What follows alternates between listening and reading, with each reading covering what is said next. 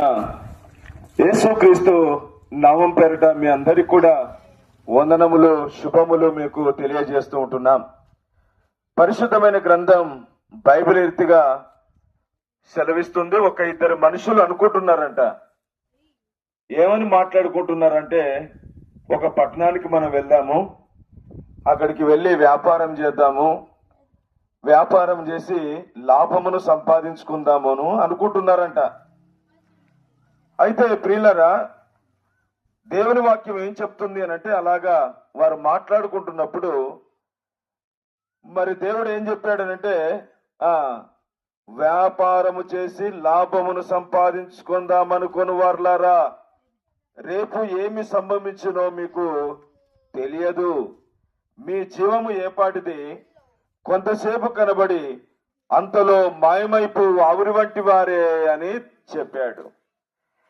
ప్రియులరా, వాస్తవమే.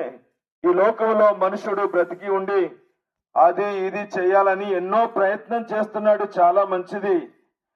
అయితే మానవుని యొక్క జీవితం దేవుడు దేనితో పోలుస్తున్నాడు అనేది అర్థం చేసుకోవాలండి. మీ జీవితం ఏ పాటిది అని అన్నాడు, అంతలో కనబడి అంతలో మాయమైపోవు ఆవిరి వంటి వారే అని వాక్యం చెప్తుంది. కాబట్టి ఇంకొక ధనవంతుడంట, తినము త్రాగము సుఖించుమని అనుకుంటున్నాడంట. అనుకుంటుంటే కడి రాత్రి నీ ప్రాణం నడుగుతున్నా, కాబట్టి నీకున్నవని ఏమైపోతాయి అని చెప్పాడంట యేసయ్య. కాబట్టి దేవుని వాక్యంలో రాయబడ్డాయి, లూకాసు వార్తలో రాయబడి ఉన్నాయి ఈ సందర్భాలు. ప్రియులరా, అందుకనే మానవుని యొక్క జీవితం రాను రాను రాను రాను ఆయుష్ అనేది తగ్గిపోతుంది. ప్రియులరా, మానవుని జీవితం మరి చేద నుండి జారు బిందువు లాంటిదని, ఆవిరి లాంటిదని, ఇంకేలాగా చెప్పుకుంటే ఒక మహాచక్రవర్తి దావీదు అన్నాడు, నా మరణమునకు నేను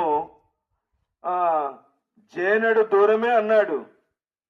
కాబట్టి ఈనాడు చాలా మంది వయసుతో తారతమ్యం ఏమి లేదు, కానీ మనుషుడు పుడుతున్నాడు, చనిపోతున్నాడు, జన్మిస్తున్నాడు, చనిపోతున్నారు. ప్రియులారా, ఇది కనీసం మనసున మనం పెట్టవలసినటువంటి అవసరత ఉంది. మనుషుడు పుట్టి మరి చనిపోయిన తర్వాత ఎక్కడికి వెళుతున్నాడు అనేటువంటి అవగాహన చాలా మందికి ఉండదు. ఈనాడు చాలా మందికి ఉండటం లేదు. అరే, పుట్టినటువంటి వ్యక్తి చనిపోతున్నాడు, మరి ఎక్కడికి వెళ్తున్నాడు అని ఆలోచన ఎప్పుడైనా చేశామా అండి? కాబట్టి చాలాసార్లు మనం చేయం.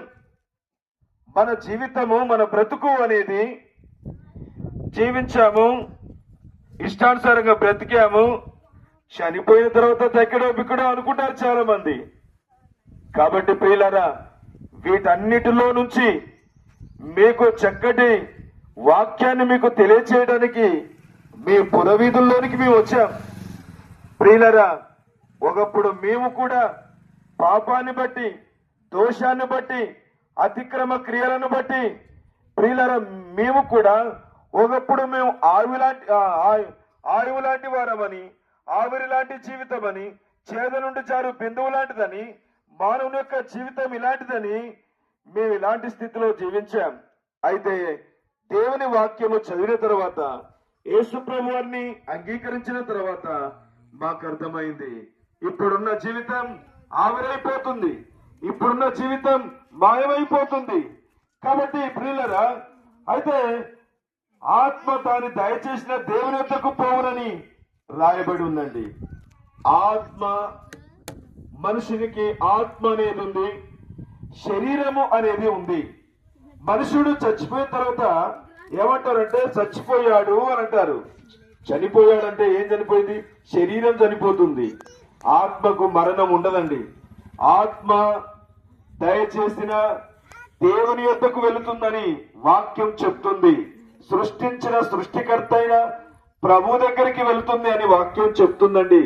నేను పుట్టించిన వారి దగ్గరికి వెళ్తుంది, నేను కలగజేసినటువంటి వారి దగ్గరికి వెళ్తుంది.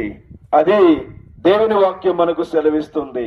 కాబట్టి ప్రియులారా, మనము నిత్యము యుగ యుగములు, ఆత్మ చావుండదు, యుగ యుగాలు పాతాళములో అగ్నిగుండములో ఎప్పుడు కాలుతూ ఉండాలి. అగ్ని ఆరదు, పురుగు చావదు. ఇది మనుషుని యొక్క స్థితి. అయితే దేవాది దేవుడు గొప్ప ప్రణాళిక వేశాడు.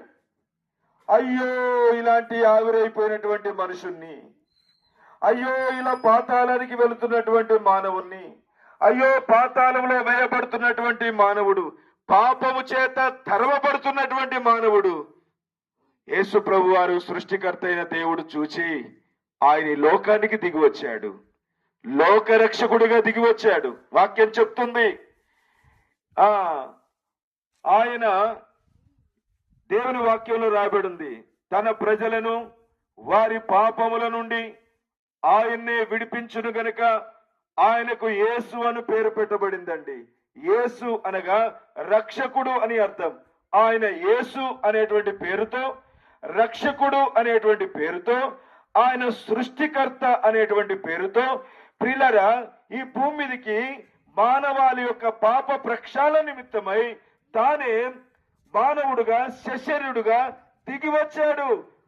దేవుని వాక్యం సెలవిస్తుంది. ఎందుకండి ఇదంతా చేశాడు అనంటే మనుషుని యొక్క పాపం లేకుంటే మనుషుని యొక్క ఆత్మను పాతాళంలోనికి వెళ్ళకుండానట్లు స్వర్గరాజ్యంలో పరలోక రాజ్యంలో ఉండటానికి ఆయన గొప్ప ప్రణాళికను వేశాడు. అది నీ జీవితంలో, మానవుని జీవితంలో అలాంటి కార్యాన్ని చేయడానికి యేసు ప్రభు వారి లోకానికి దిగి వచ్చాడు. ఇది సత్యం. ఇది మనం నమ్మాలి. యేసు ప్రభు వారి లోకానికి దిగి వచ్చి ఆయన అద్భుతాలు, ఆశ్చర్య కార్యాలు ఈ భూమి మీద జరిగించాడండి. ఓ సచిన వారిని లేపాడు.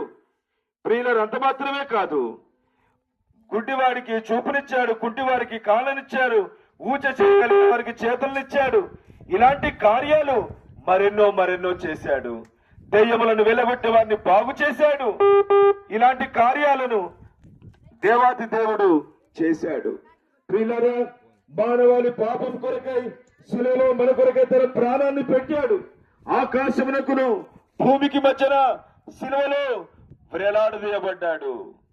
ఓ ప్రియులారా మానవుడు చేసిన తలతో పాపాన్ని బట్టి ఆలోచించడమే పాపాన్ని బట్టి యేసుక్రీస్తు ప్రభు తలకు ముళ్ళ కిరీటం పెట్టబడింది. మనుషుడు కానిరాని చోట నడిచి పాపము మార్గములో నడుచున్న కారణాన్ని బట్టి యేసు ప్రభు వారు తన కాళ్ళకు మేకులు కొట్టించుకున్నాడు. మనుషుడు చేతులతో చేసిన పాపములకు నిమిత్తమై ఆయన చేతులకు మేకులు కొట్టబడ్డాయి.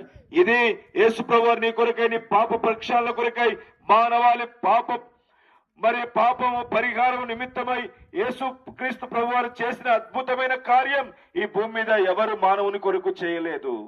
ప్రియులారా ఆయన చేశాడు. తన రక్తాన్ని ధారపోశాడు. ఇప్పుడు యేసు రక్తం ప్రతి పాపము నుండి మనుషుని ఏం చేస్తుంది అంటే పరిశుద్ధునిగా, పవిత్రునిగా, నీతిమంతునిగా చేస్తూ ఉంది. ఇలాంటి వారే రేపు దేవుని రాజ్యంలో ఉండబోతున్నారు. నా ప్రియులారా యేసు ప్రభు వారు మరణించాడు, సమాధి చేయబడ్డాడు. ఆయన 3వ దినమున సజీవుడై తిరిగి లేచిన వాడు. ఇది సత్యం.